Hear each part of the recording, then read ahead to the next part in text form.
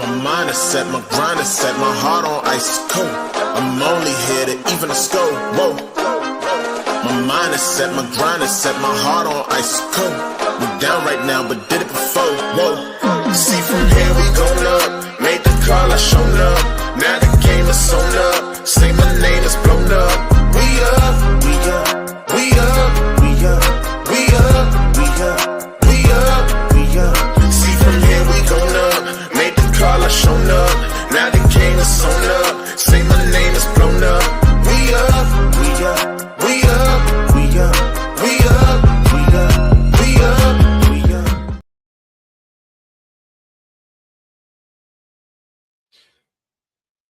Good night, Night Nation. Welcome to the Night at Once podcast, episode number 131. As a reminder, we are the only podcast that features a former UCF national champion, a former UCF radio host, an ESPN analyst and hoops player, an infamous, yes, that's infamous rapper, our resident influencer and IG star, shooting the breeze, talking UCF sports.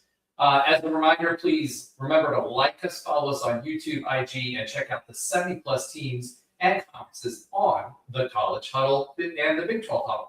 A little late this week, but better than never. Had a little baseball that we took in this week, but not so exciting. But maybe we'll rest up for regionals. We'll talk about that a little bit. Football has some news. We're going to talk a little bit about estimated NIL for our football roster for this year, so some exciting things there.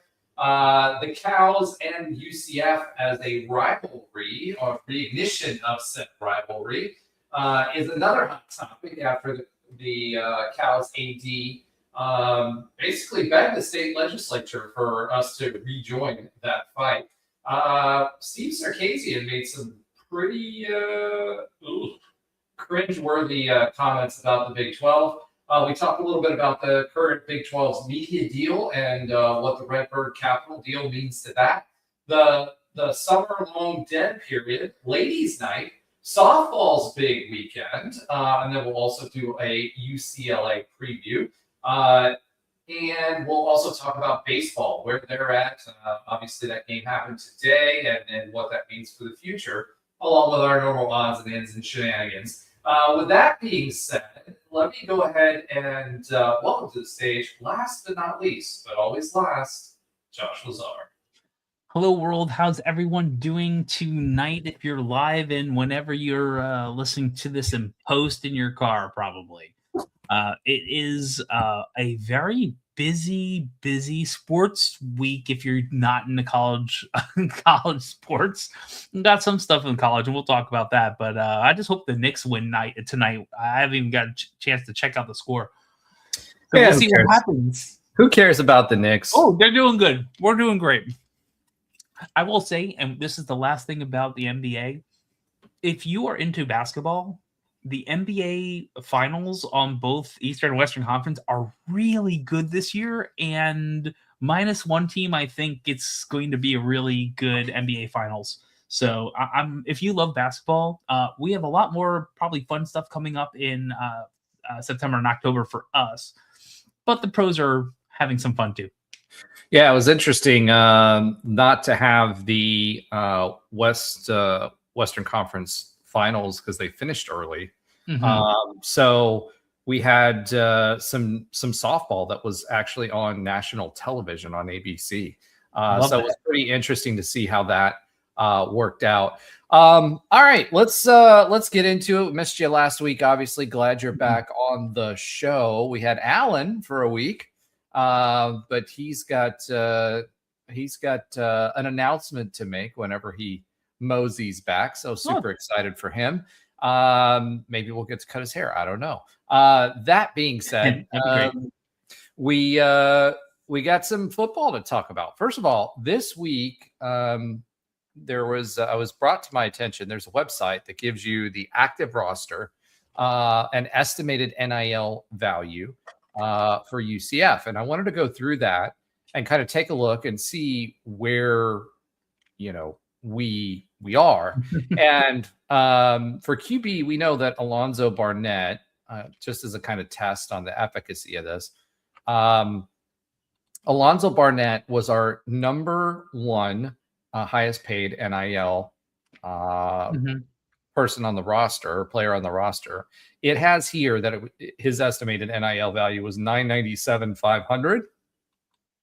We paid 1.2 million or so for him. So these numbers are actually pretty close, and it's interesting to see what we paid for this year. So normally you would expect skill players to be, some of the more expensive folks on this list, but they're not. Would you like to hazard a guess on what the position of the number 2 person is on this NIL list, or how much we paid them? I mean, I would want to assume quarterback, but I'm thinking NFL. Like, is it a defensive lineman? It's a defensive end. Oh, someone on the defensive line. Yeah. So Bruno Dahl around 930,000 or so. So Okay. Next up was Preston Cushman, offensive tackle, 840,000. After that, Horace Lockett and I can't talk tonight. RJ Jackson Jr., 757 and 752. And then our first skill player at wide receiver, Jonathan Bibbs, at 627. And there's several that are here in the mid tier, the 5s and 6s. And then you got some in the 4s, and then it just progressively goes down from that. All right, what would you guess the lowest NIL deals would go to? I'm assuming if they get a deal, a long snapper, a kicker, I guess. So the punter would be the lowest, Mason Denneberg, 20,947. Just above him at about the same value is the place kicker at 20,947. And then Atticus Bertrams, who is the punter, at 76,000, and probably our starting place kicker, Will Stone, at 88,328. So it's pretty interesting. It isn't as top heavy. It's more distributed than I thought it would be. So the top 5 made 997.5, which we know is 1.2 mil. Then 931,840, 758 or 757, and then 752. Then it drops off to low 6s and then high 5s immediately thereafter. So we clearly, it was QB, defensive end, offensive tackle, D-line, wide receiver, D-line, defensive end, wide receiver with Dwayne Thomas. Yeah. And then Dwayne Thomas Jr. was the next skilled player at 577. So what that tells you is that we invested in the lines, and that's especially the defensive line, why refortifying that defensive line. We brought back that strength. And you heard Coach talk about this past week, where he was talking about where he thought the defense was. And he thought the defense was obviously further ahead. He thought we upgraded on talent. He thought that he was telling the team that basically if we get our hands on the ball more, which we did in practice, this defense would be stronger than last year's pretty good defense. It could be a difference maker in a lot of close games for us. So we paid top tier talent for a QB, right? But right underneath that, you're investing immediately into the lines. So what do you think of that? Do you think that's a smart move? What's your thoughts on that, Josh? Yeah, I don't know, man. I don't know. Sometimes it just leaves me confuzzled of how all this stuff works. Here's what I will tell you. I feel at some point the punter got more money before all this stuff happened. But I also think at the top, honestly, at the top, no one. I have 2 questions. One, do you think that people at the top of their game were making more money now or before this was, quote, legal? and the reverse? Because that was popping in my head earlier too. Do you think that that spread has changed? Because this is all so, I don't know, so weird to me. Well, I would say it depends on what level you were at and where you were at before, right? So, Fair. for example, if you were at Miami during its heyday of cocaine and Adderall, I mean, you Weird. probably got PG. paid more, right? Yeah, fair. If you were at Mississippi State or Alabama, they're getting paid, but they're still getting paid. They're still getting paid under the table too. It used to be, I talked to some Alabama boosters and Mississippi State boosters, and one of their favorite things was to go out and go on river rides that dumped out into the Gulf, and then they would go 12 miles offshore, and then they would have all kinds of handshakes with dollar bills. So I think in that era, I still think the money was less because people were making less. Right, the athletic departments were making less, but I do think that in the era of the transfer portal, I think where that money is spent is different. There's less going towards recruiting and bringing new people in, and more going to experienced talent. So I think that has shifted, and then the rest is just based on need. For us, I think had we in McKenzie's era had the ability to do that, I mean, McKenzie be swimming in the dough, and we had some running back and wide receiver talent that would be the top of our wish list there. But I think it also reflects Scott Frost's priorities and where Scott Frost is now. Right, we don't get to a running back until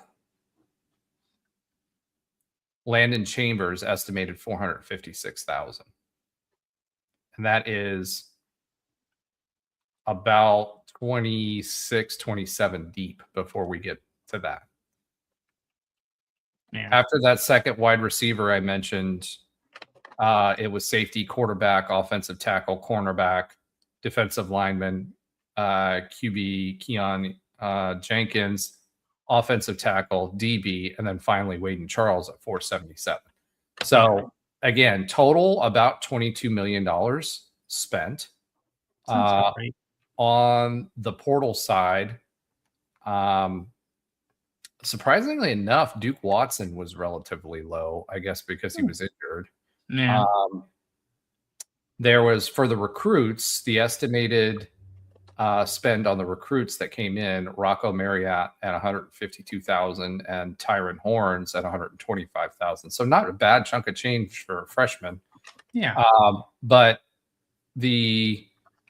there was slightly more volume spent, and most of the guys that were on the team were making between $500,000 and $600,000.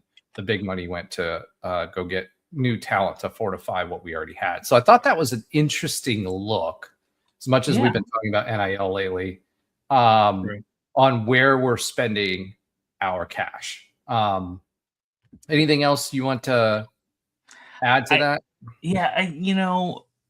Yeah, I will stop being curmudgeonly.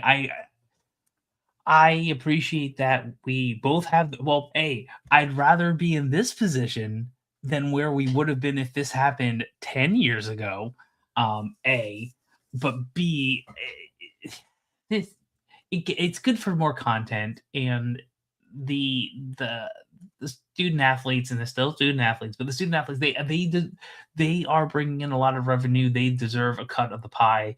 It's just made things so much more complicated. It really does. And I'm hoping, I think a lot of that is also due to the lack of I would say even regulations, just uniformity, all playing by the same rules. Once we're all playing by the same rules, I know there are going to be people with more money, but I still think it'll be a little bit better. I don't know. Well, the interesting thing is Alabama can't compete within the SEC or with the Big Ten, right? Yeah. So someone who when you think about, and kind of what we talked about last week or a couple weeks ago, was what is the difference? Right? Can a coach make a difference? I think so. In this case, it does, because although Alabama's up there, I mean, they're number 4 in the SEC. there's a lot of Big Ten schools above them. There's 3 other SEC schools above them. And that Nick Saban name and his ability to put talent in the NFL made a big difference. Now, let's see, their current coach he's been successful, but not as successful as what Nick Saban was. And because of that, there's already calls like there's a decline at Alabama. Alabama's still playing good football. They're fine. So, no, they're playing good football. And when people can dump, when Mark Cuban are like, yeah, they needed some more money, so I paid for Mendoza's salary. Like, those are things that just didn't happen before a couple years ago. So no, Alabama isn't on the decline. They are still fine. It's just the competition got more fierce and got more well funded. I guarantee you, Indiana. I'm using that. It's not just Indiana, but I guarantee you, Indiana is not paying their student athletes under the table.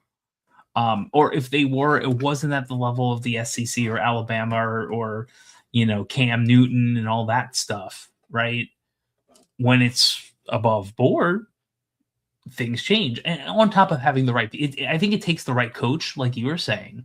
I think it takes the right players. And I do think, and last on this, because we talked about this a bit, and I truly believe this, a mix of enough money with the right team, with the right coach and mentality has the ability to, I don't know if win it all, but definitely rise above their station in football. And this is what I think we all as fans are really hoping for this year, because we were hearing from Coach Frost that the team, he doesn't have to teach effort. We're further along, we're learning, we're growing on all these things. And there's twofold that it could be some of the athletes, it absolutely could be part of the coaching staff too, when they came in and Frost getting back into both coaching and coaching in the NIL era. But it feels like there is progression. We'll see what happens on the field. And we'll talk about that a little bit later in our comment section when we're talking about our followers who comment frequently on the videos, which we encourage you to do, because we do talk about it in the show. Although I do think it's more the difference in the players than it is the coaching staff, because vast majority of the coaching staff turns over. I agree. Or didn't turn over. I'm sorry. Yeah, I agree. And the coaches weren't 100% not culpable, if you will. It was a fast turnaround. There was other pieces, but if this is like an 80-20 thing, this isn't like a 50-50 thing, in my opinion. Yep. All right. So speaking of football, a certain Cows AD made some waves over the past week. Spouting some flatulence, basically saying that Cows do that. The state of Florida, the biggest contributor to global warming, right? Legitimately. That being said, as those cows do, this cow came to the table and said basically that he was suggesting, or strongly suggesting, that the state of Florida require a rivalry game be played year in and year out between the Cows and us. Similar to what happened with Florida State and Florida, the Florida legislature made the University of Florida play FSU year in and year out, which helped contribute to the rise and the relevancy of FSU football within the state of Florida. Now, obviously, the Knowles are in Tallahassee, so that obviously helps. But I just found it, I wanted to comment on this because I just found it absolutely blind, just blind to the last AD, not even 2 seasons ago, said they had no room for us on their schedule, right? Yep. Because remember, in order to be the best, you have to play the best, or in to Cal's be language, the man, you have to beat the man. Yeah. Or in Cal's language, to be the best, you have to lose to the best, right? All the time. Yes. That entire schedule that they put out there basically for 3 straight years, they lost every single one of those games They because only won a few. Yeah. They did win some. They won one. It was sorry. what was it? Boise State, I think. Boise State, yes. That was the only one on their list that they actually beat. But it's just extremely tone deaf, and I get it. Like their new AD, actually, he's more. I won't say. I hate even saying this, but he's more Danny White-ish on trying different things and being vocal and whatever. So that's great for their program, right? But at the same time, to say that he was trying to get the state of Florida to force us to play after all of the history that has happened between us, the Cows trying to keep us down, the fact that even after we moved up to the Big 12, we offered to play them and they refused because they had their schedule of death. And now all of a sudden he wants to play us because he's got to fill a stadium that he's paid $300 million for, or more than that, actually, where, by the way, we only paid about $60 million for ours. And I just think it's completely tone deaf that he went out with that messaging. I don't blame him for asking, but basically saying, I agree with you. No, I agree with you. Look, if you are hired to do a job of that level, your goal is to get people to talk about you, get you into some relevance, get you in on the lips of people, right? Good old Leary quote, like I get that. As business people, I get that. And he might even understand the background of this rivalry, if you will. And don't care. I want to see butts in seats of my new stadium. I get it. There's a reason we brought Texas to our new stadium. And we got ESPN to help us out with that. It's really interesting and amazing. We are the team they want at that home opener. Look at how different this is since 2007, right? Well, I mean, you think about it. You think about it this way from a practical and business standpoint, right? Terry Mohajir came back out and he said, well, now that the Big 12 is a 9-game round robin, we really don't have, and there's a requirement for a P4 opponent. There's not really any room to move them in. So we've got our cupcake, like every power school does, of course, which is GSU this year, right? Would you replace that cupcake with the Cows? You know, it depends. I feel like the Cows have a 2-for-1 with big time schools, with Power 4 schools in Ray J. In Ray J. Or they're splitting the gate. Correct. I would say if they wanted us to go to here's what I would propose. We open your stadium. We get in return either 3 home games, probably 2, be realistic. 2 home games with a buyout of approximately $10 million each. You're not going to drop those 2. You're going to come to our stadium too, and it's going to be a lot of money if you don't. And honestly, I think and you have to give up. You can't just sell our away game tickets. I honestly think that would be reasonable. But the reality is, I'd rather play. I don't know. Part of me is like, I'd rather just play Miami. But do we need that too? It's really a weird time. I assume it's going to be a relatively guaranteed win. I won't say guaranteed. It's going to be a really good game. Rivalries, I will agree with this. The fact that rivalries aren't in stone somewhere are deemed dead. I mean, you talk about Texas, Oklahoma State, Texas, and Texas A&M before they left, and now they're back together, right? There's a lot of old school rivalries that are no more, like border wars and stuff like that, because of the new college athletics. And rivalry games are good for collegiate sports.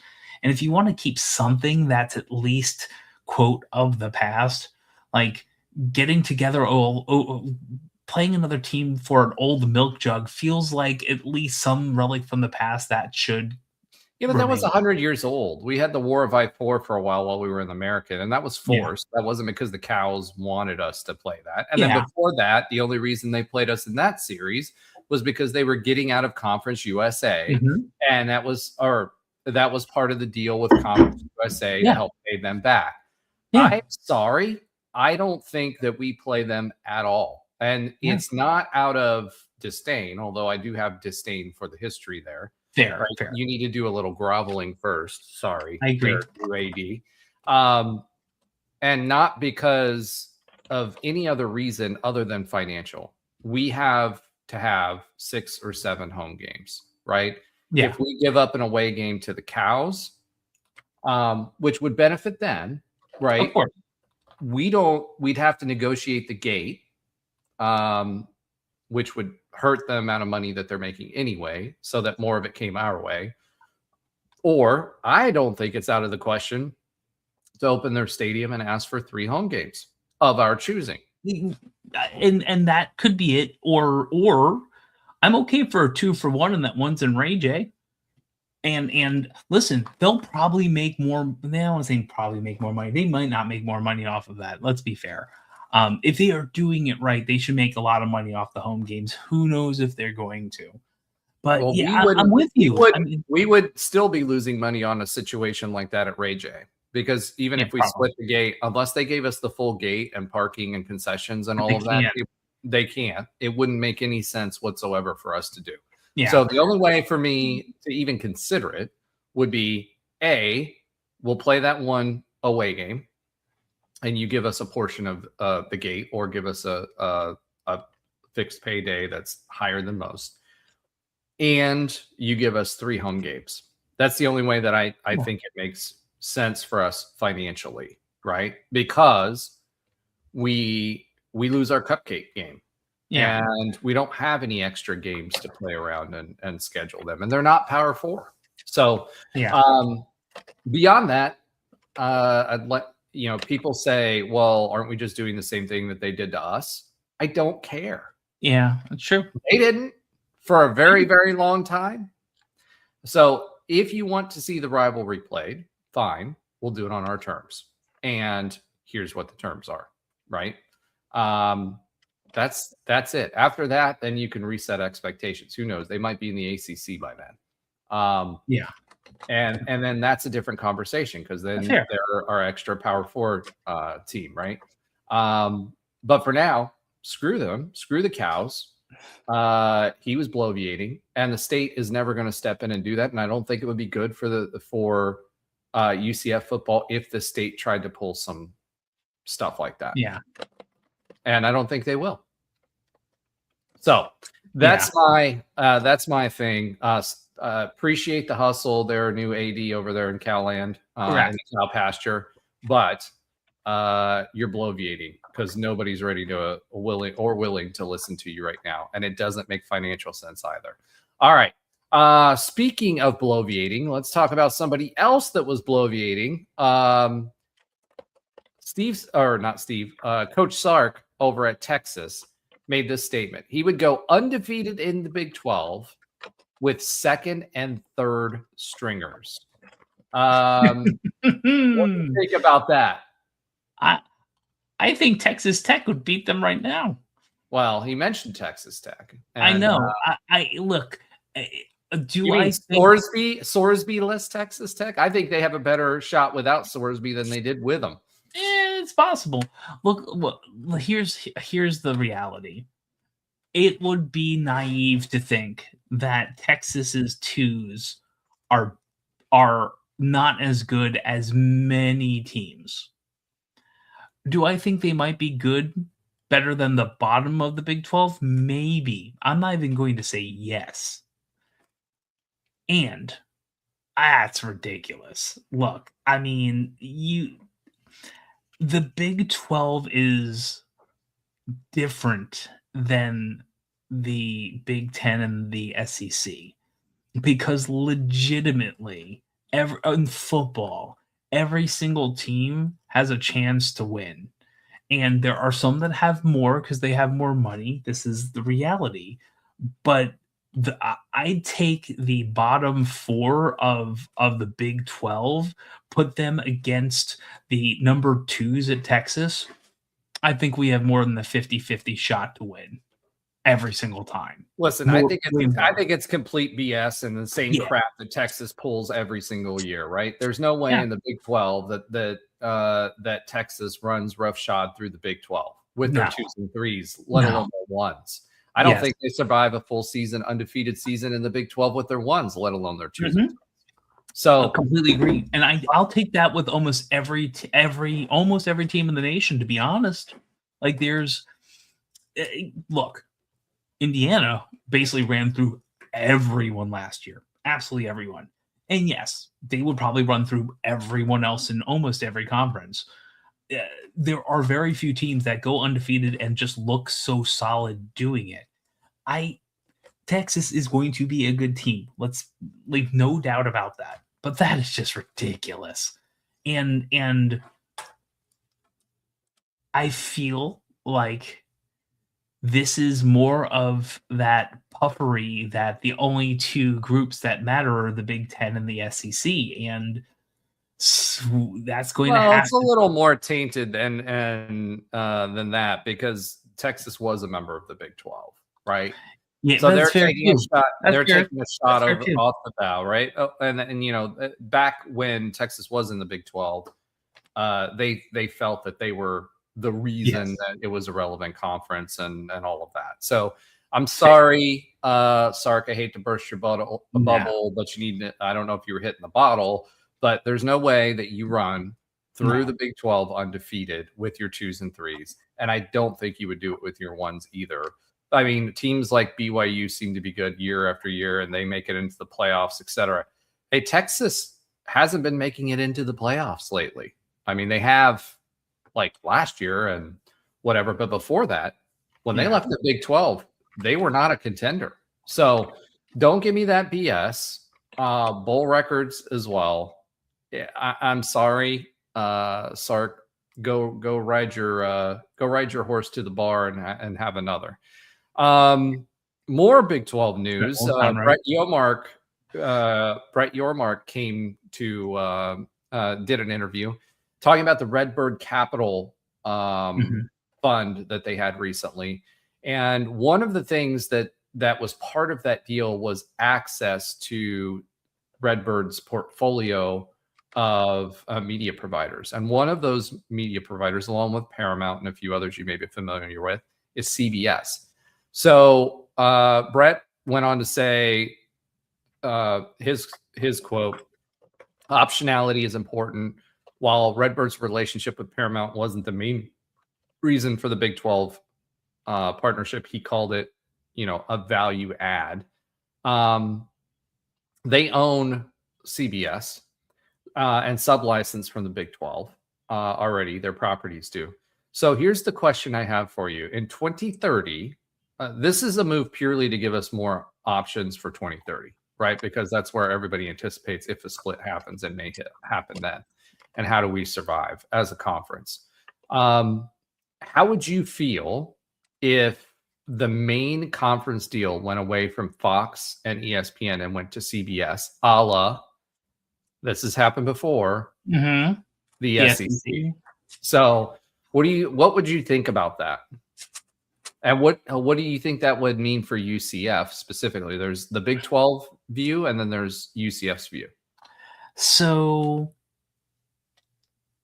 here's the deal. Now, get a little bubble love sponge in here. I will say this.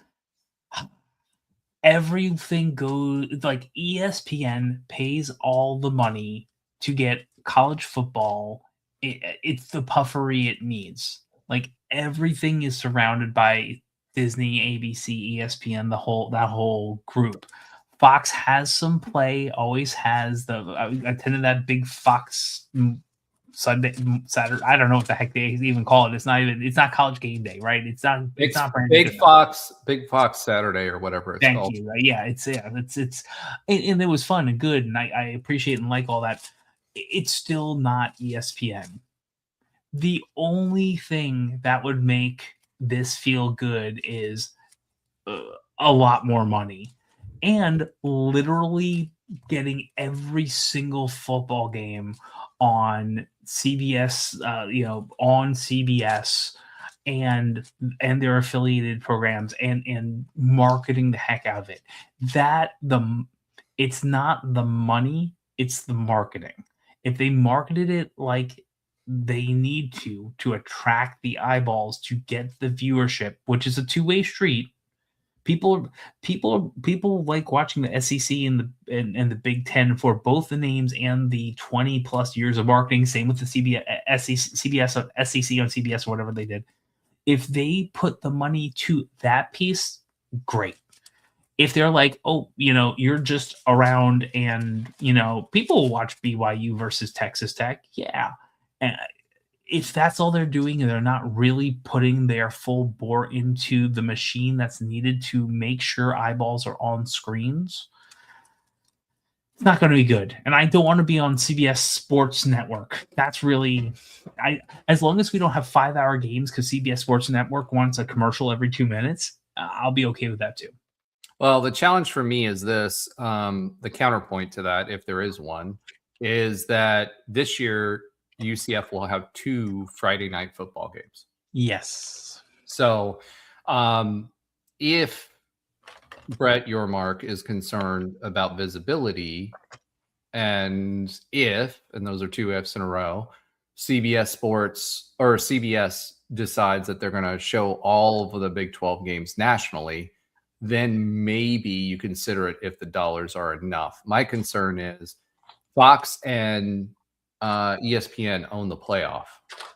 And we all know what happens when you peeve off ESPN, right? We were always cheerleaded by ESPN. We were cheerleaded by ESPN to join the Big East earlier than we did. And we got again shafted by the cows, right? Yeah. Back to what we were talking about before. But the counterpoint to that is visibility. If our visibility is just going to be primarily on lesser networks, then I don't know if we don't consider it, right? And that's part of the detail. That's part of the detail in these media contracts too. It's not just how much you get paid; it's also which slots you're guaranteed, and what they with this deal with Fox and ESPN, they basically do a pick 'em, right? Or not a pick 'em, like a childhood game of pickup, right? Where you're saying, okay, I want that person, and then the next person has football. So ESPN has first choice, like a draft. Second choice goes to Fox. When it comes to all of that, that's going to be a lot more crowded with bigger brands, which means there's fewer slots for national exposure unless you're like highly ranked or the top probably 3 in the Big 12. If CBS comes out and says, I'm going to put all your games on CBS national, then that may be something to consider, is for the exposure standpoint. But outside of that, there is no reason to do that. You're endangering our relationship. From UCF's perspective, we've been kind of an ESPN darling. So we want to maintain that relationship. If we go away, if a conference goes away from ESPN, we've seen what's happened to them. Correct. So that's a real thing, folks. ESPN, their initial mission statement, having worked for Disney and ESPN being one of those Disney companies, was they wanted to own all of college football, right? Yeah, it's profitable. And then they transitioned from, this is getting too expensive, so we want to consolidate brands. And I've been talking about that since 2011. And now we're at a point where they're having to pay the top brands so much, they can't keep an equitable media deal across it. And because of that, they're going to put them on as many higher slots as they can, because they can charge more for the advertising dollar for those games, right? So that is the real danger, is not I don't think, a formal divide in 2030. It's an exposure divide. And if it gets relegated and relegated and relegated and relegated, where there's no TV slots and you have to find our games on, ESPN, 2 or whatever. So, and if you're outside of the top 2 or 3 teams in the Big 12, I think we're in danger of doing that now. So if you're Brett Yormark, do you strike a deal with CBS? And I'll ask the audience, because I see you guys out there. You're welcome to join the conversation. If you're Brett Yormark, and do you entertain that? And is that a better deal for UCF or a worse deal for UCF if we're on CBS and all the Big 12 games are on CBS? So I'll leave that question open to everyone that's watching. And it's a case of would you rather. For me, I'd rather keep with ESPN and Fox as long as I possibly can. I have a question. Mm-hmm. What if the difference is $40 million per team per year? Well, then that's not a question. That's a direct statement, as long as we're not on CBS Sports. Now, if we're on CBS Sports for 40 million extra a year, then I would probably still say no to that. Yeah, I would so too. I do like Brett Yormark for a lot of reasons, and he is trying to figure out creative ways to get us the funding necessary to compete as best as possible. And he's doing his job and doing it well, in my opinion. I do feel like we need to, at minimum, be the number 3 conference until we get the funding to push the top 2 conferences.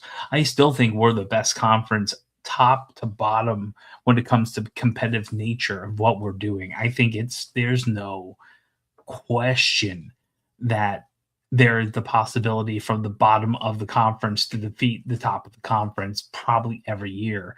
I don't think you can say that about the SEC or the Big Ten. So yeah, I think it depends on what that money is. If it's enough money to get us equal to those groups, which I think is unrealistic, let's be fair. But if it is, just magic wand it, I'll take a 4-hour game every so often to get enough money to play it on the field. But I think it's unrealistic. It's just a hypothetical. I thought, let's go as far as we can with this. Yeah, I mean, for me, there'd have to be better exposure too. I don't think you move away from the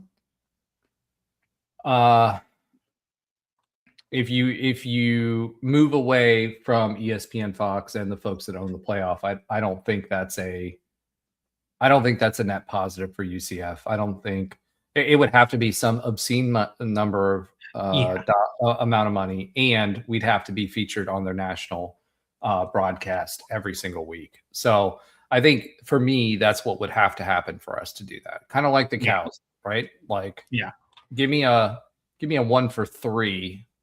And we might and split the gate. We might consider it. Okay. Next, and we'll talk about Econ's comment here in just a second. I want to make sure we get through football first. It says June 23rd begins the summer-long dead period for recruiting visits, and coaches usually, they're taking breaks or whatnot during that time, all the way to the first half of July. So it's going to be pretty quiet. Now, one of the things that the National Coaches Association is proffering is to move the time up for week 0, especially if we expand the playoff, which means preseason camp would likely then start around July 20th to 23rd, so more like a football schedule. How do you feel about that? Because I think a lot of college athletes, to be honest, wouldn't keep up their regimen if that was the case, even if it was just weightlifting and stuff. Do you think they would, or do you think they would not? Yeah, I know the whole goal is to both find time to do things and to probably get more money, right? There's also always a profit motive, but oh my God, I'm kind of with you. Like, let's move off of college athletics and let's move into reality with anyone who has a kid who's in school, period. Right now in the Central Florida area, we're almost out of, you're either out of school, you're almost out of school, private or public, a little different, but almost out. And people are just itching to get to Memorial Day, to summer, to all these things. And then like 2 months go away, and then you like scramble. This, at least maybe it's just me. You scramble to get back kids on regular sleep schedules and try to get like a routine in to get into school for the next year. College age students, no matter how much money you give them, I wouldn't go that far. The people making $500,000 plus probably have a very good incentive to do that. But getting anyone back into a routine even earlier, that's going to be tough. I agree with you. It's going to be tough, but you know what? Good teams will figure it out. So I don't know. I don't know. I look at it from this perspective. You lose engagement. Yeah, that's fair. Lose the spring game. That's fair too. Which we didn't have a spring game this year. We had a spring practice or whatever we had. Let's be fair. The spring games are really going to be almost a thing of the past for most people, unless you can make money off of it. Because why would I, for my name, image, and likeness, why am I doing this quote for free? Maybe it's built into NIL contracts, but that's part of your performance, right? So you're getting paid a year-long contract. You're not getting paid a contract for 3 months or 4 months, right? Yeah. So the reason we didn't have the spring game this year, obviously, was the stadium renovations, which are looking great, by the way, if you guys haven't checked them out lately. And then the secondary part of that was a lot of football teams don't want to show their hand. But that's a big part. I think you lose fan engagement if you do that over the full summer. So to me, I think that the answer has to, I don't like this, and I don't think the athletes will keep up their conditioning. And, if this means that's the case, it does give them more time to heal. If they say, hey, you get more weight room time and you get more, because right now that's limited, you get more weight room time and more in the classroom. The other concern would be injuries for me, right? Because these guys come out of the weight room, or they're not bulked up yet for football, because with football, you bulk up in the off season, you go into the season, you can't work out as much, you're not keeping muscle mass, and that causes injuries. We've seen it here at UCF, right? So yes, I think that having practices in spring, having spring camp, having a spring game, I think that's important for safety. And I do think it's important for fan engagement, because if you go that long without having anything college football related, I think you lose some ground there. Econ says, let's have an inter squad or exhibition game in August. It's kind of what we're having at practice with scrimmages, right? I mean, yeah.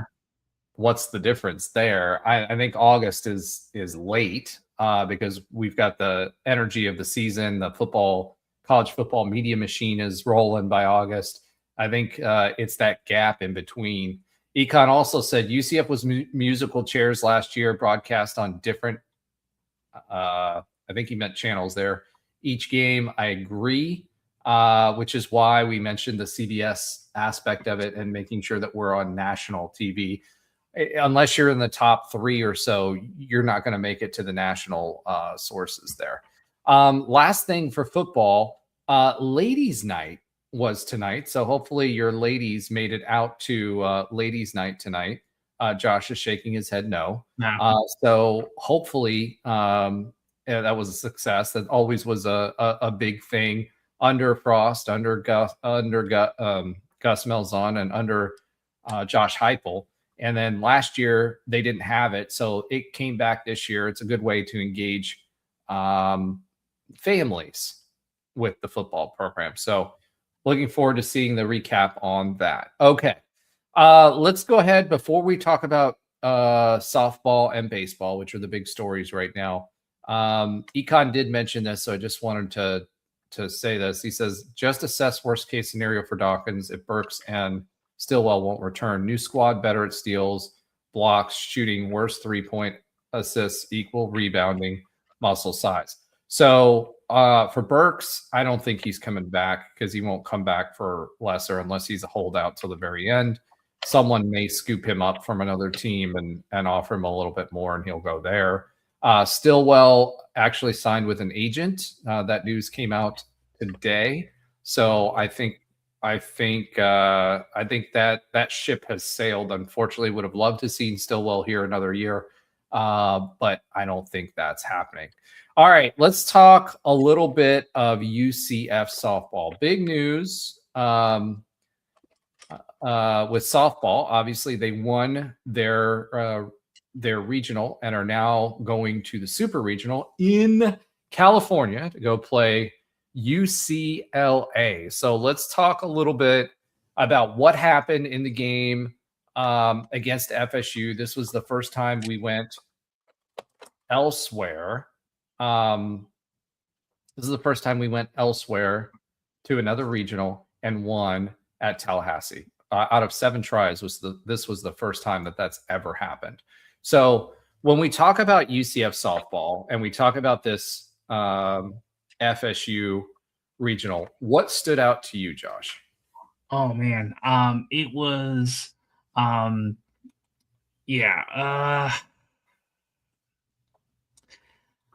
say resiliency. I'd say here are the key things. Key thing 1, thank you, Stetson.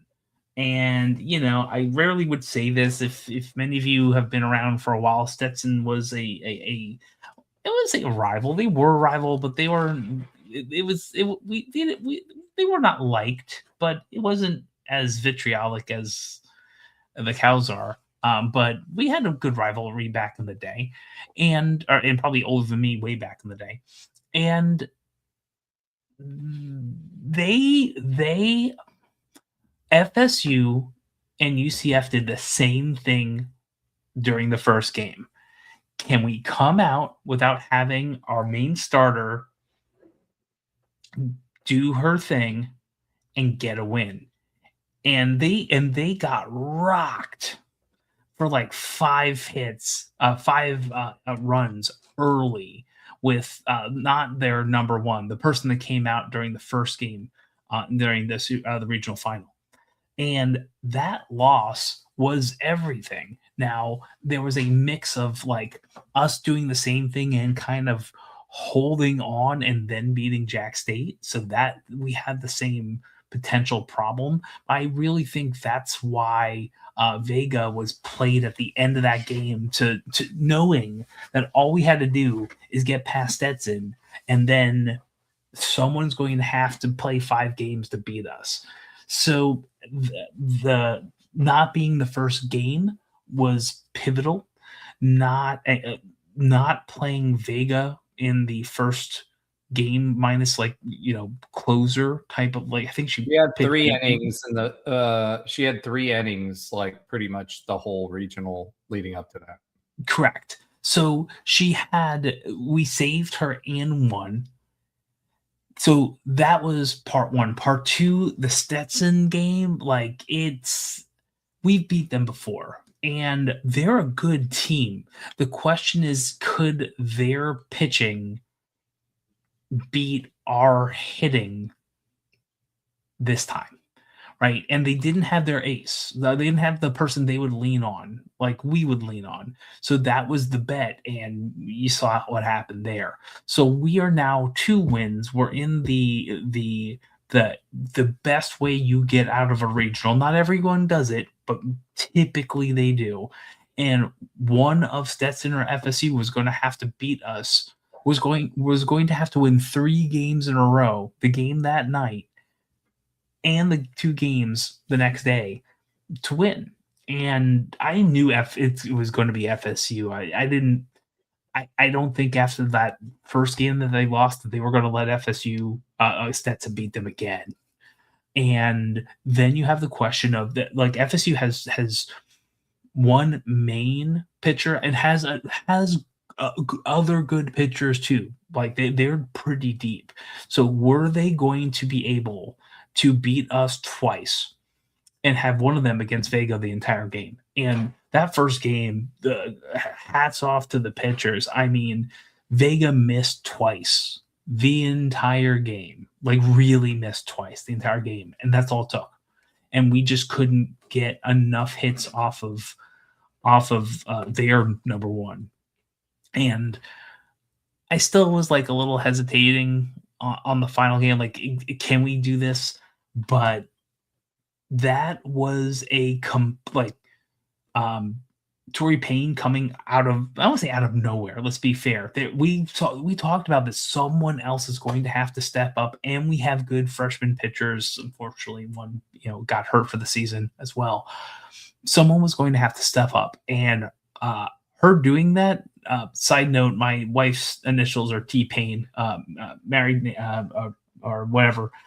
So I was like, T-Pain's doing well, which was awesome. But it was a complete effort, and we'll talk about UCLA in a second. A complete effort.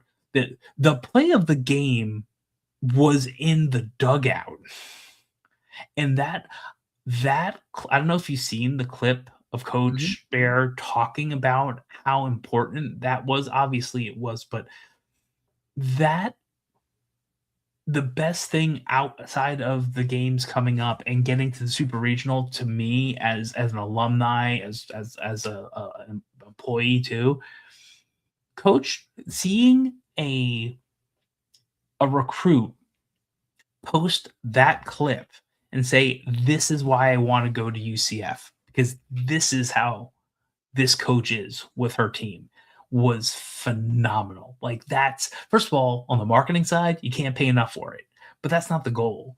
That's how this team thinks and feels. And if you've been to enough games this year, you knew this team was good, and we just didn't know how far we can go with a little bit of our pitching down. So yeah, it was phenomenal. It makes me very proud. And we have a very interesting matchup coming up in the next 2 days.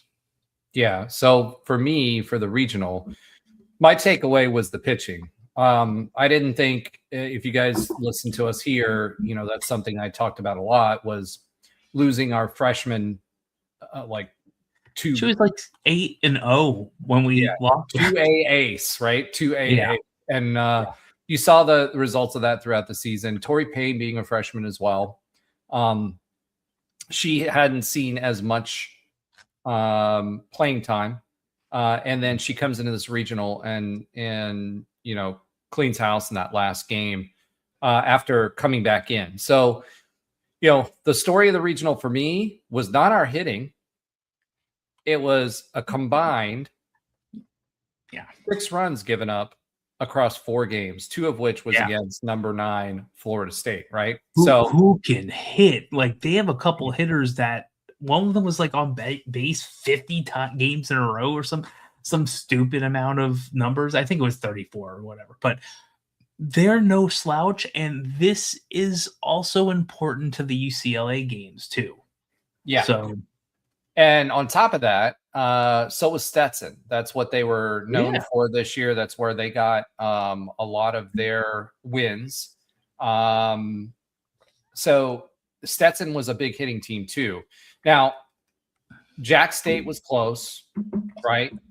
Then we went 10-1 against Stetson. I mean, we just teed off against Stetson. First game against FSU, that could have gone either way. That was 1-1 most of the game, right? And then the last and final game, what was interesting about that is, to your point, that call, right? Because the base runner left the bag early, and that negated 2 runs off of the scoreboard. And you really felt the momentum shift after that happened, right? And it was a difference maker. When you look at what the final score was, if you put 2 runs back on the board, now we're tied. But I think more than anything, it was the momentum component of it. And then going late into the game with Torrey Payne, it was like, can she hang on long enough? Can she hang on long enough? Can she hang on long enough? Right. So that was the biggest piece for me. You had that big catch as well during that game in the outfield. But Torrey Payne was a harbinger of the future. So between between Torrey Payne, our other freshman that got sidelined this year, and I believe Vega comes back next year as well, because she's a junior. If we pay her, she's gonna need some money, and she deserves it. Let's be fair. There's a lot, and you're right. Like the high idea, the harbinger of the future. Like there are some great seniors, right? But this was supposed to be the quote younger team, if you will, and we'll see what happens. And yes, there are seniors graduating, and yes, we have people who've been around for a while, but this is pretty awesome, and I'm hoping that there is enough money in the pot to give softball what they deserve. And I know that softball doesn't move the needle like football does. Nothing moves the needle like football does, right? Even men's basketball. And they have a great team. They have a great coach and leader. They have great players. They are UCF through and through. They are great advocates for the university. They are, if football is kind of the front porch of this, softball definitely is as well. So pay Vega, pay Bear. Give them the money they deserve, and I think they look at that. I don't know about that, but I have heard that is those funds are flowing nicely as they should within the abilities they can be. So, want to talk UCLA before we get out of here, because that's a really or do you want to close up something else on softball first? Well, definitely wanted to talk about UCLA. Definitely wanted to continue on softball. We still have baseball to talk about, which played today, and then our listeners' comments, and then everything else beyond that. So we're about halfway through the show. But for me, another bit of news that goes along with that is that the update to the athletics master plan that the board or the board of governors was looking at. It won't happen in this phase, but the softball stadium will be relocated and enlarged to where the soccer fields are right now beside the stadium. So beside the baseball stadium, the softball stadium will be right there as well. That will be a much more expansive build. I do think that softball can be a revenue generating sport. Yes. And it's a sport that we've had a good program since its inception under Renee Gillespie. And will continue to be competitive, but B, I think can be a highlighted sport for UCF athletics, right? So we obviously don't want to take anything from football. We all want football to win. We want basketball to do well. We want baseball to do well. But softball could be one of those sports that were constantly in the top 25 and competitive. Look at what it did for Oklahoma. And so from a brand name perspective, softball is also on the rise as far as collegiate sports in the media. So there's a lot more people following it. There's a lot of youth league, a much bigger youth league now in the past 10 years than there ever has been. So I think that could be a revenue generating sport for UCF, and one that we could compete in. And we already are. I mean, we've gone to regionals. We hosted our first regional 2 years ago. So that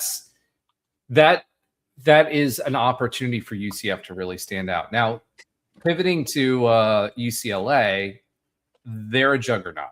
There's no easy way to say this.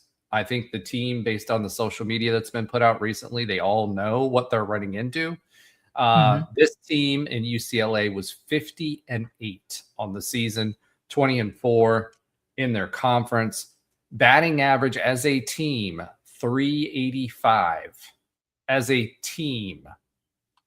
They have a player that I think had over 40 home runs already this year. Their on-base percentage is 1.330. 605. Go ahead. They had a player with also 32 home runs. Let's be very clear, and one with 40. Yep.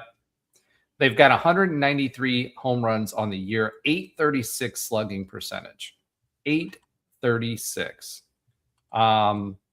They can steal bases. They're 15 of 18 on the bases. Their pitching, their whip is 1.58. So they've got a good pitching staff as well. Look at their ERA, but let me give you. I'll give you some analysis when you're done. I have some thoughts on this. Okay, and their fielding percentage 972. So pretty good fielding team too. So this isn't a team that has a lot of holes, right? But I think it goes back to kind of like how we beat FSU is the way, if we're going to have a chance against UCLA, that's how we have to beat them. 6 runs in 4 games. Again, 2 were taken off the board after a runner left the base path early, or left the base early. Don't want to have to rely on that. But I think this is going to be a game where the hitters have to hit and the pitching staff has to play like they did. Now, we did hold Vega in reserve this whole regional, which means she's more fresh. We also proved that Tori Payne can carry a load, right?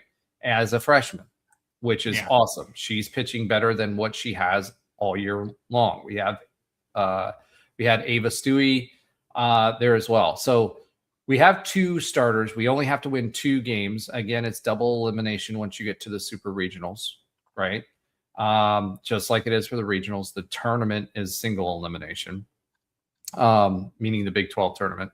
So it's win 2 games, 2 out of 3, the rest of the way to advance. But that 385 batting average, they are going to hit and they're going to score runs. The question is, is that all in one game? Can we have 2 games where we're holding them to 2 runs, 3 runs, something like that? And then what does our hitting do against their pitching staff? So you said you had some stats you wanted to talk about. Go ahead and talk about those. So not necessarily just stats. Here's the interesting part about this.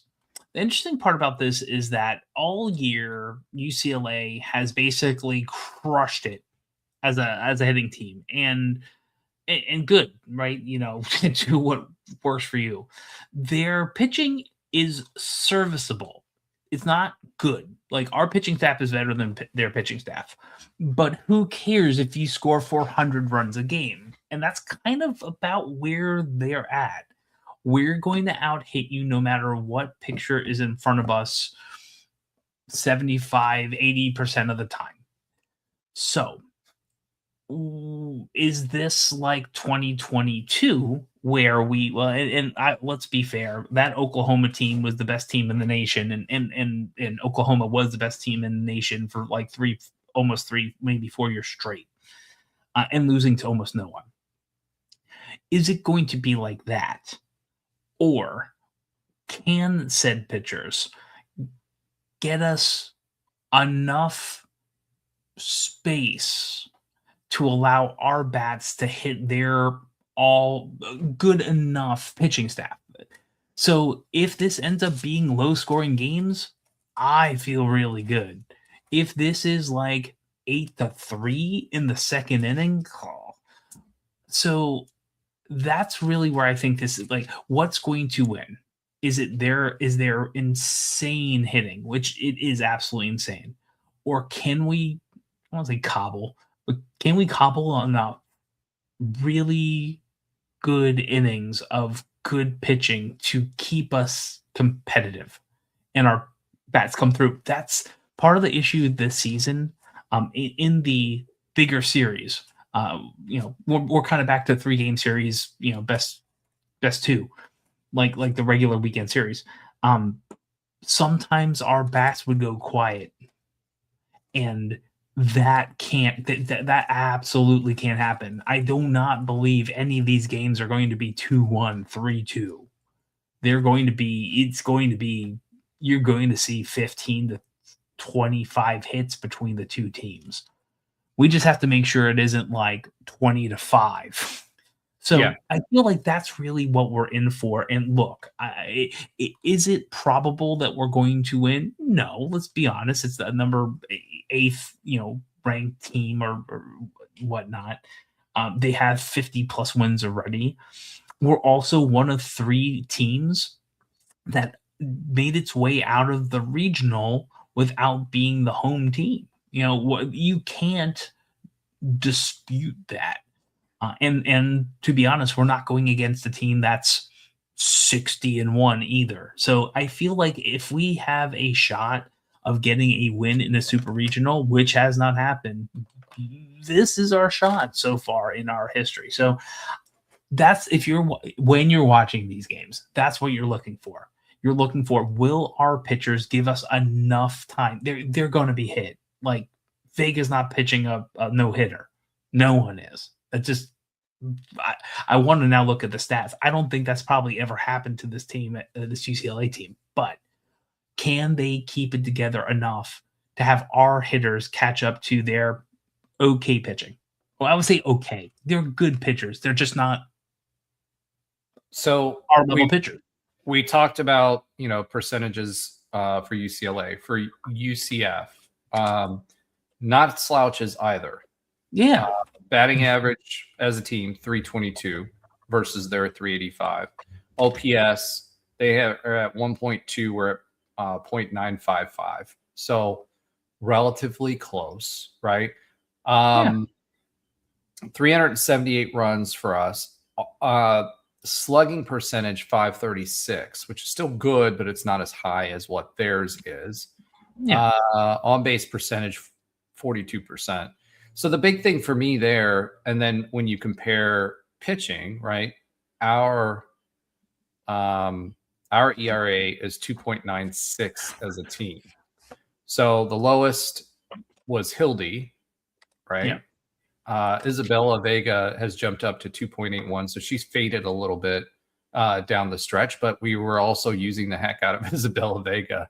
And then yes, Ava Stewie is 3.38. Tori Payne is 2.23. So she's got 18 games played, so it's not a small sample size. It's not 39 games that Isabella Vega pitched, right? But Vega also has 18 wins versus Tori Payne's 4. Most of the games she's played in to follow the starter, which was Isabella Vega. So those games, let's be honest, right?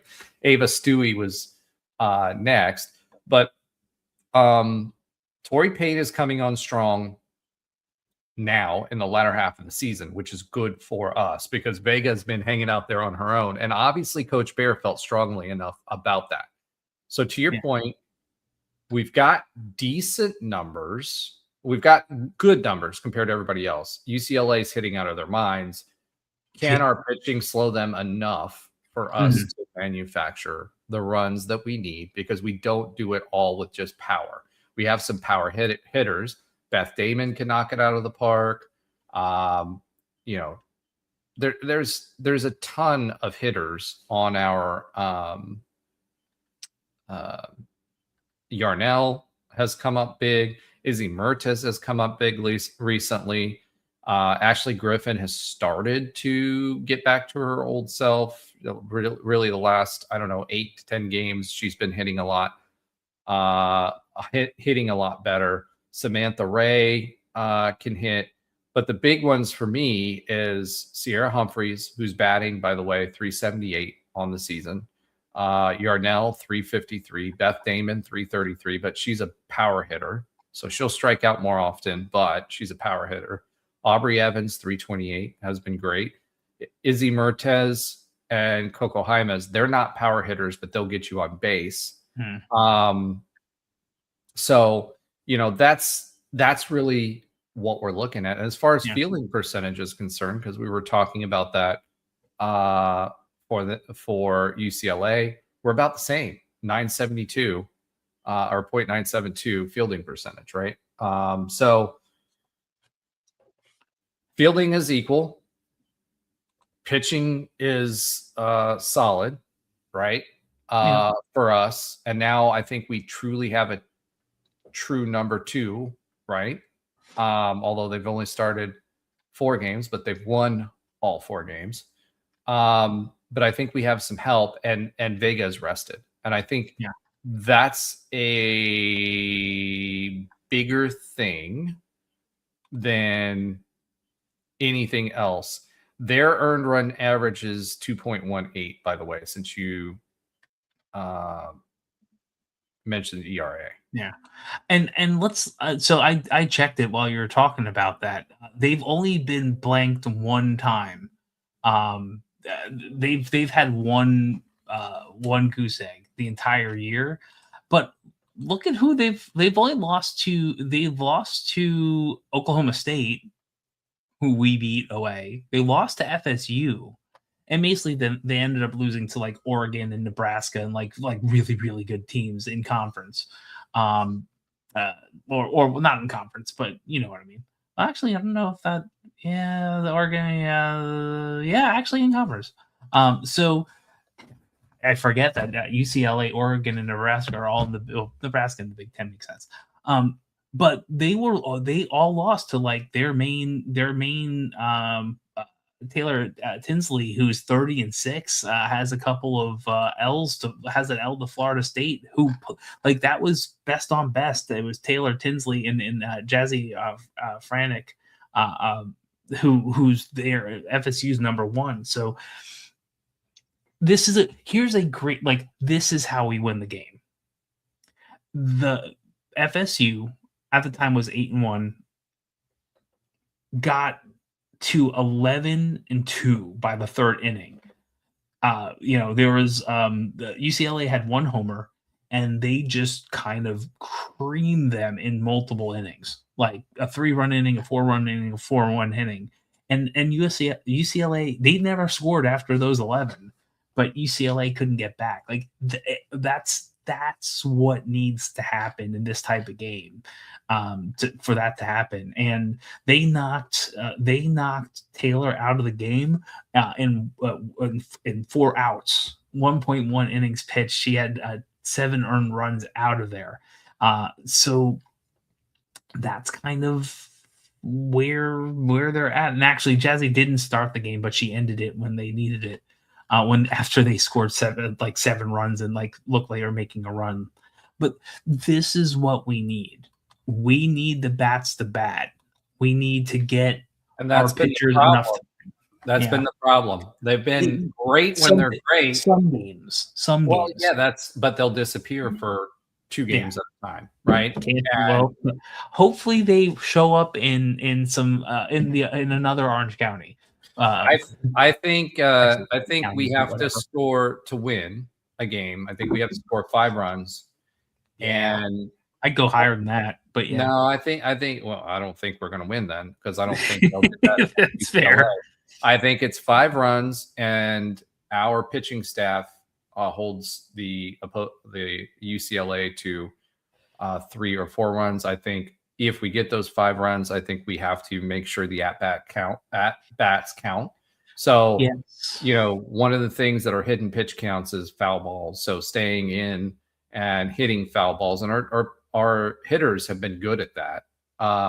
So, extending the pitching to 7 pitches per batter burns through their pitching staff. And if we get to average pitchers, this team will hit. So I think the key is staying in early for longer appearances at the plate, 5 runs for every game won, and holding UCLA to an average of 3 or 4 runs. And I think we win the Supers. And if we go to the Supers, that not Orto, it's not Omaha. On the road to Oklahoma City. Exactly. Maybe within our grasp. Okay. Yeah. Let's go ahead and swiv it. Let's talk a little bit about UCF baseball. So UCF baseball. Do we have to? Yeah, we do have to talk about UCF baseball. UCF baseball today played in the Big 12 tournament. was in the game against OSU, played OSU in a single elimination tournament. Played OSU a pretty tight game, like the whole game. That's fair. Started off at a deficit, came back, tied it up, To the end. 5-all, and then Mateo Gray did not start, which I thought was interesting. I don't know if they were trying to give him a little extra rest or what was going on there. Had Cam Wicker starting, did fairly well, and it went all the way into, I think it was the 7th inning before Oklahoma State really started to pour it on. And again, the number 19 Oklahoma State Cowboys. And the other thing about Oklahoma State, too, remember, is that we swept them during the regular season. Now, again, our pitching staff was still more robust when we played them last than it was this time. Ended up losing that game 6-12. So we are out. Technically made it to the third round because it's double elimination or double. We'd had a double bye, right? Which helps us. It doesn't really hurt our RPI per se because it was a neutral site game against the number 19 team in the country. We definitely saved our pitching staff, and we're going to be awaiting now once all the conference championships are over, the selections. Now, as far as selections are concerned, with that loss, more than likely we will come in as a 3 seed, which would probably be more advantageous to us anyway, because the 2 seeds get the top seeds at their regionals. So there's been a lot of projections for us going to the Georgia regional. And now, with it being a 3 seed, we will more than likely stay in the state of Florida, which means we're probably going to be at UF again because they'll like to keep us close. So it'll be interesting. We'll find out early next week, and then we'll start the regional the following week, depending on where we are. So we'll talk a little bit more about that after we find that out, which the NCAA should drop that by our next show. But overall, for UCF baseball season, I think, to me, it's more of a season of what could have been, right? It's not over yet, but what could have been. We talked about how the pitching staff was robust and deep this year. We have a lot of youth in our pitching staff too, which is also a positive, right? We're going to have to pay to keep Mateo Gray. We're going to have to pay to keep Cameron Wicker. We had Salzer, who kind of fell off, but we will see him back for the regional. So he was not ready to come back for this game, but we will see him back for the regional. Our bullpen and Jones has run out of gas towards the end of the season as well, which has been a little bit problematic. So we've got to find and we've got another young guy, I can't remember his name right now, who's a freshman who's been closing for us as well, and or a setup man for the closer, has been pretty good. So we've got a lot of youth on this pitching staff. We get Salzer back for the regional. I think they brought him back too early based on his performance because he did not have the velo that he had before the injury. So we'll see what he looks like coming back, but he will more than likely play in the regional. So we've got a little bit more depth, but we need it because our pitching staff has been kind of decimated, and that's the story of the season so far. This team was good enough to host a super regional, in my opinion, and that's not a hot take, I don't think. If our pitching staff, if we lost 1 or 2, that's fine. But we have literally rotated 13 pitchers this season. That's 13. nuts. So with the injuries, and then the one was it after West Virginia? I think it was after West Virginia, or no, it was during West Virginia. It took one to the face, and thank goodness he's okay, and he made it back. It was West Virginia because Coach drove him back from West Virginia himself. So thankfully he's okay. He'll be back to pitching. I mean, Coach was talking about him even pitching by regionals, but pitching by regionals does not mean pitching in games by regionals.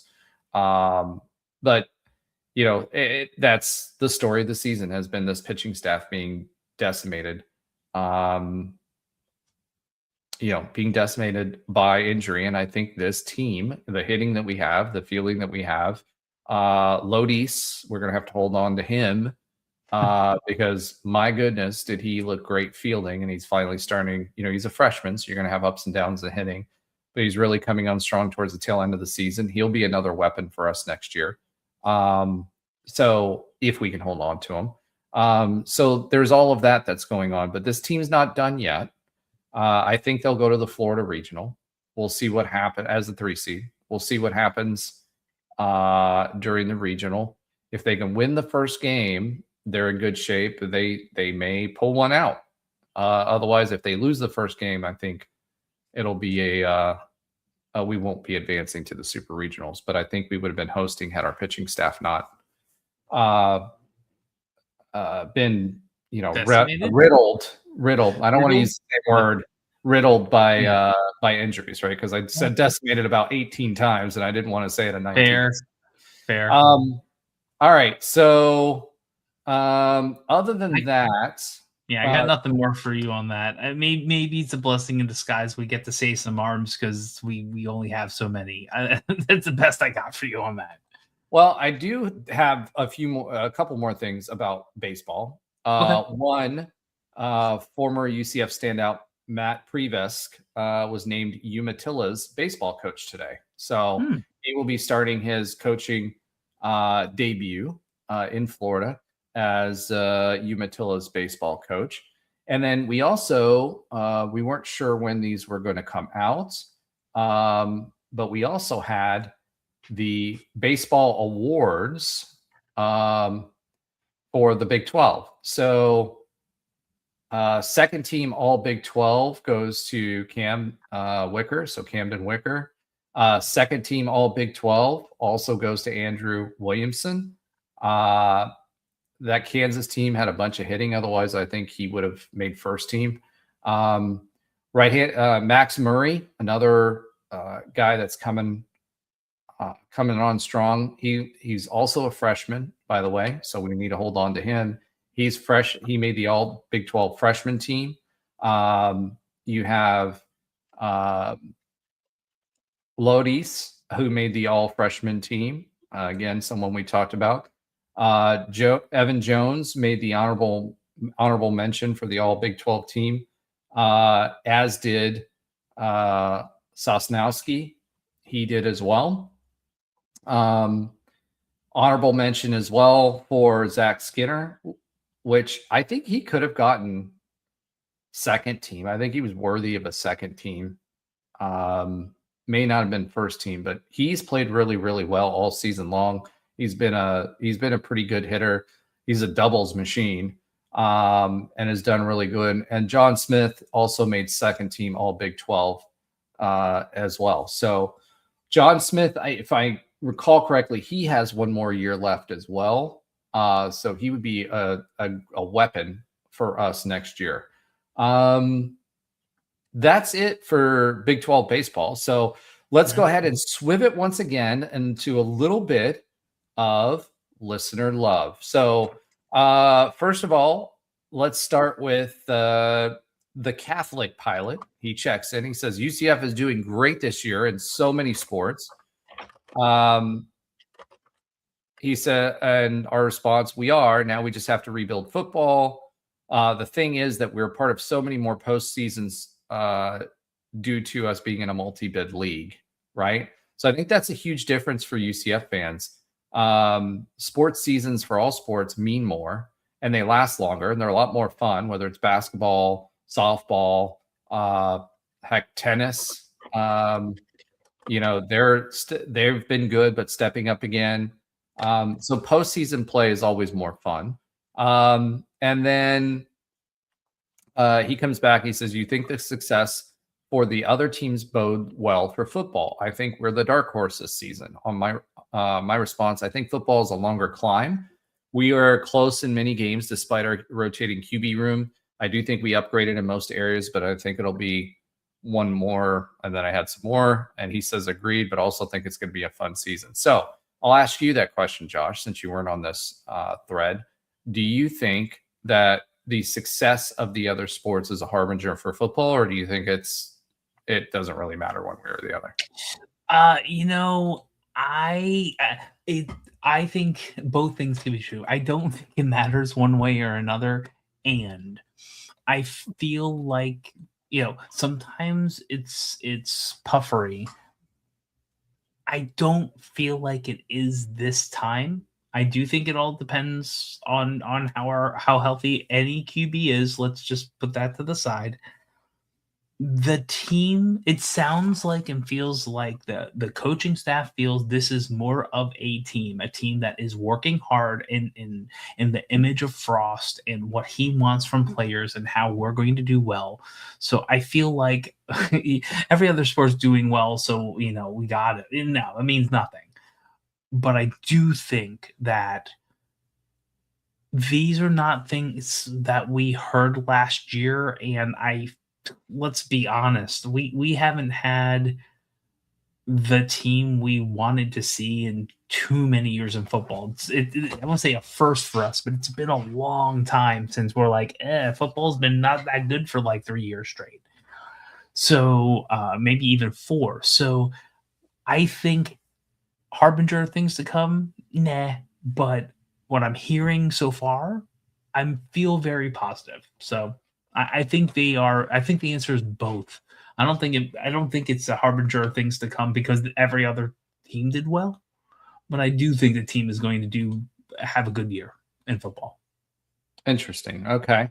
Next up, we have our stalwart econ advisor checking in, talking about the team and our comments about NIL, et cetera. And his take was basically there's already a lot of benefits that were going out there to student athletes. And he doesn't think financial education is going to have as much of a difference. He said, I'm not sure about that. I'll say the average UVA student might be different than at UCF. I think the education competence component is becoming more prevalent now that higher sums are involved and the SEC can't use $100 bills. Or that was my take. As his response, UVA is as elitist, all caps, as the Ivies, but mainly in worse ways. We still even have student fireplaces and stratification among student groups, especially in frats, more snobbish than private Duke U. I don't know if that's in academia. Remember, econ is a former UCF professor. You could weigh in on that as well. Also, sure, the money is much bigger and free of NCAA school suspension. Recall the huge penalty for piddling Ramzos at UCF, but the SEC and Big Ten are still so much richer than the Big 12 and ACC. Response: it is interesting. We're putting more with less mantra to the test. When you look at profitability and balance sheets for athletics around the country, there's a lot more revenue out there for them, but most are heavily leveraged. That's what most people forget, is that yes, they're making a lot more money, but they're heavily leveraged. Our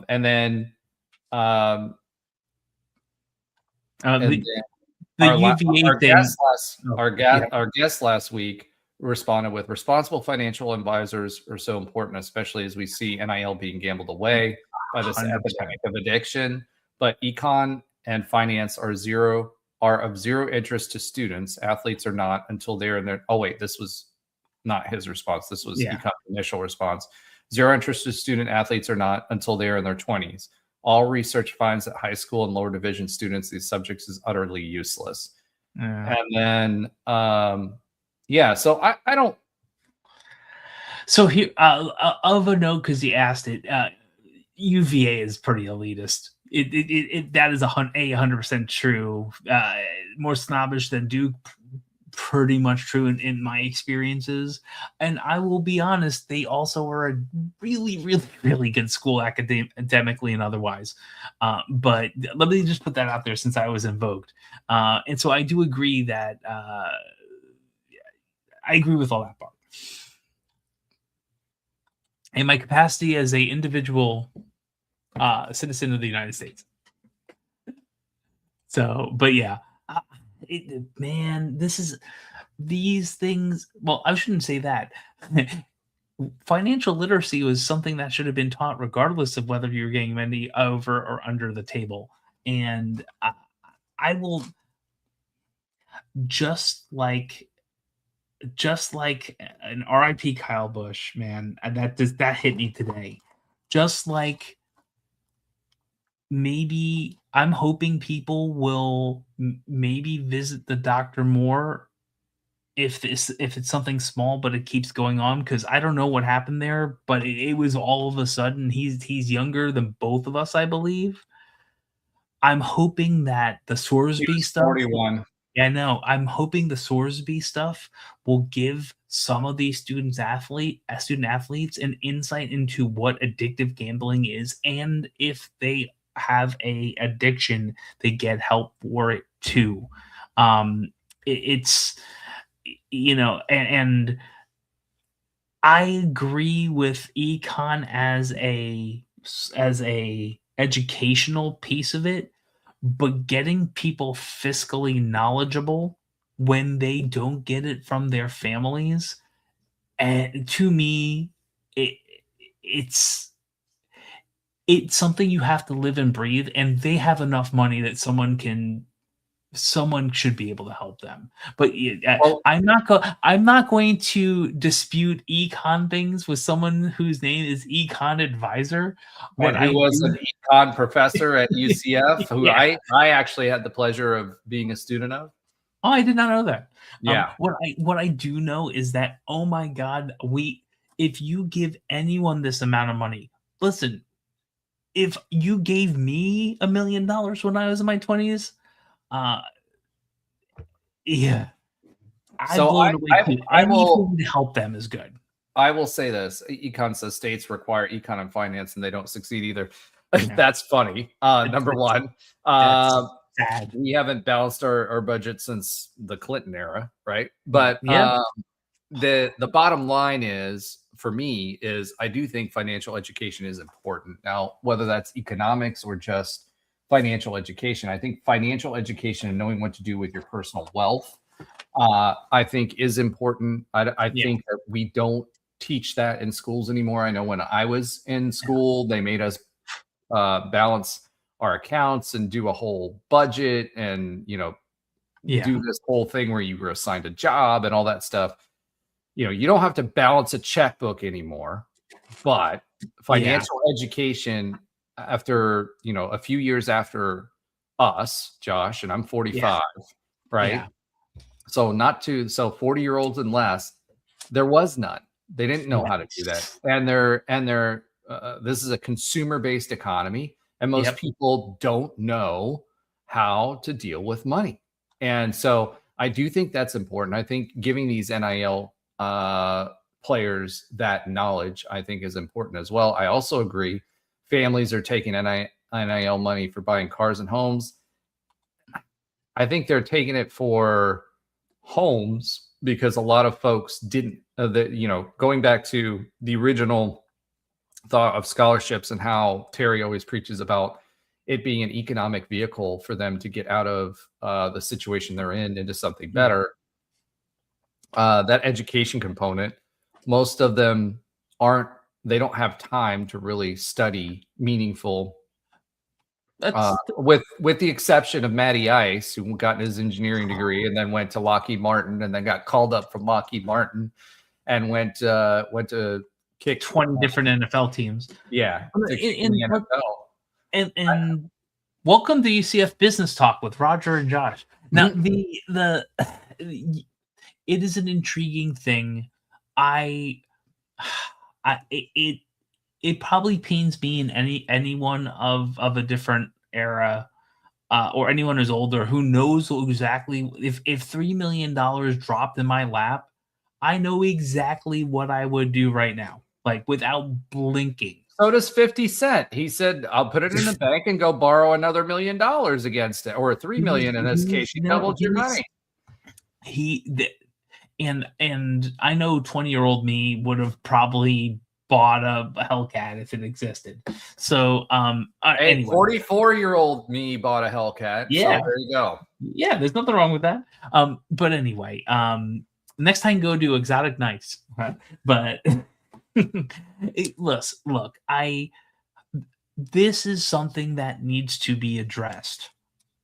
It is something that has to be addressed, and people smarter than me will hopefully work something out. But please, like it's the lottery ticket issues, right? It's the people who win the lottery who become bankrupt because they don't know what they do. Like, Well, yeah. if you want to learn about that or teach your kids, or if you've got a potential student athlete, check out at Total Sense. He's got free education that'll help. That's perfect. designed just for the NIL era. All right, let's go ahead and move on. But before we do, I just want to thank everyone who commented, everyone who subscribed. We had another subscriber, but again, your set is private. So thank you for subscribing, liking, sharing, telling your friends, and by all means, comment. We will talk about it in the show, as evidenced by this week's commentary, because otherwise, there's no way we'd be talking about this. All right, let's go ahead and swiv it one last time. Josh, do you have a sometimes funny fact of the week? I do, and it's going to be tangentially related. So, when's the last time UCLA majorly? Why are you talking so slow? What? Come on, Josh. Oh, I'm trying to frame it. I didn't write it down. I'm trying to frame it the right way. UCLA in the past has a good UCLA team in the past has done something to a UCF team that screwed us over. Let's call it that way. A long time ago. So when's the last time UCLA really messed with UCF and they didn't even intend to do that? I'm trying to be vague because it's really obvious once I say it. We talking about baseball? When we played them in baseball? Nope. Probably the biggest UCLA can't get it done, and in UCF history, easily. Basketball? I have no idea, dude. This one, I'm usually pretty good, but this one is. If I say football, does it make a difference? Not for UCLA. I don't remember us playing UCLA. We didn't play them. All right, so this might be history. This is probably an econ advisor level one. In 1998, UCLA was a juggernaut of a football program. They just needed to beat Miami in the Orange Bowl to make it to the national championship. Oh, and we didn't make a bowl game. A tentative agreement for Dante Culpepper in his senior season to be at the Oahu Bowl, which was called at the time. Somehow they lost to Miami. They were, I think, undefeated in the season. Yeah, somehow they lost to Miami. And because they lost to Miami, Dante Culpepper did not get to play in a bowl game because, again, you know where we were at that time of the year. To this day, if you were at UCF around that time as a alumni or as a student like I was, it is ingrained in my head that UCLA could not get it done. And back then, a bowl game was not like it is within the last 10 years. Like, they were not things that you gave to teams that weren't affiliated with conferences of that level. Well, especially for us, because we'd been independent for so long, we didn't have the opportunity for bowl games. There were several other times we were screwed out of bowl games, but yeah, I remember that one. That was we were screwed out of a win at Auburn too, but that's a whole other conversation for another day. Phantom call. Oh yeah. Phantom calls were easy. We were dominating them the entire one fumble. Hey, listen, we got him back. We got him back. F there, and then they got us back and gave us Gus Malzahn. Let's move forward. All right. I don't know how much you have for this week because I do. I'm good. there are lots of things that happened in Mhm. tennis and a bunch of other places. I got it. However, it's a quick update on other UCF sports that Alan and Andrew do not watch and probably trade too, but that's okay. Do they get to keep their names in the update if they don't pop on for other than football season? Do we have to revoke their headline? Oh yeah, Culpepper was a beast. Culpepper was a beast in the NFL until he got he got the three, the ACL, the MCL, yeah. The men's tennis team finished 13th in the nation after making it to the Sweet 16. They did eventually lose to top-seeded Wake Forest 1-4. Wake Forest themselves got upset by eventual champion Virginia in the Final Four. And there goes the loop to the Virginia and the Ivy conversation. They were number 4, so it wasn't like they were a slouch in ranking. Your women's tennis team finished number 20th in the nation after losing in the NCAA second round to NC State, who did get to the Sweet 16, but they also lost to the top-ranked team in the nation. Let me know if we know about this one. Softballs and super regionals, we got all that. Super regionals are starting on Friday and Saturday. Your games 1 and 2. Of course, Sunday if necessary. Hopefully, we don't need that, and we win 2-0 in LA. We'll see what happens. After that, we are on the road to Oklahoma City, as we talked about earlier. If we make the college world women's championship, World Series, Women's College World Series, I think it's the acronym. We'll see. We got the smooth music, the smooth sounds of music. Let me know if you've heard this one before. The number 11 rowing team went 5 for 5 in the regatta. They actually are now back-to-back Big 12 champions. This is what this team does. Like, outside of like top 10 teams in the nation, they don't lose. and frankly, they've beaten a few. We'll see how far they go because they are off to the NCAA championships in Gainesville. Another championship quality program under the previous coach also was constantly winning and ranked. Had a little bit of a stumble there for a bit at getting acclimated to the new coach after the old coach left under some interesting circumstances. You can look that up if you want to Google it. But another program that continuously wins and successful and a great ambassador for UCF. Absolutely. In Gainesville, Georgia, they'll be on Lake Lanier from May 29th to the 31st. And the penultimate update at the Big 12 Championships, UCF Track and Field won the 4x100, our first conference title since 2023. Had silver medals in the 100 hurdles, the 400 meters, and the 4x4. The team's going to go to the NCAA Eastern preliminaries on May 27th in Lexington, Kentucky. They are looking to punch their ticket to the NCAA Outdoor Championships. And last, but certainly not least, the New York Knicks beat the Cavaliers. They have won 9 games in a row.